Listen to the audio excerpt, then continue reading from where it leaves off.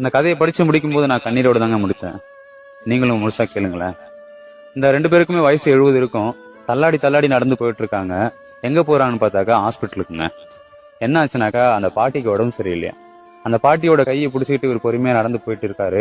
போயிட்டு டாக்டர் பாக்குறாரு. டாக்டர் கிட்ட கேக்குறாருங்க, ஐயா ஐயா இவங்களுக்கு என்ன ஆச்சுன்னு தெரியல, ரொம்ப பயமா இருக்கு, 3 நாளா சாப்பிடல, இவங்களை குணப்படுத்திட்டீங்க அப்படின்னாக்கா ரொம்ப புண்ணியமா இருக்கும் ஐயா அப்படின்றாரு. அந்த டாக்டர் சொல்றாரு, கவலைப்படாதீங்க, குணப்படுத்திடுவோம்னு சொல்றாருங்க. அதுக்கப்புறம் கூட்டு போய் செக் பண்றாங்க. அவங்களுக்கு சுகரு, கொலஸ்ட்ரால், பிபி எதுவுமே இல்லைங்க, நார்மலா இருக்கிறாங்க.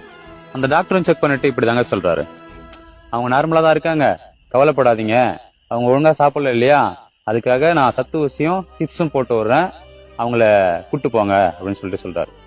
உடனே அந்த பாட்டி, ஐயா அப்பனா அவருக்கும் ஒரு பாட்டில் போட்டு விடுங்க அப்படின்னு சொல்லி கேட்கறாங்க. ஏன் அவருக்கும் உடம்பு சரியில்லையா?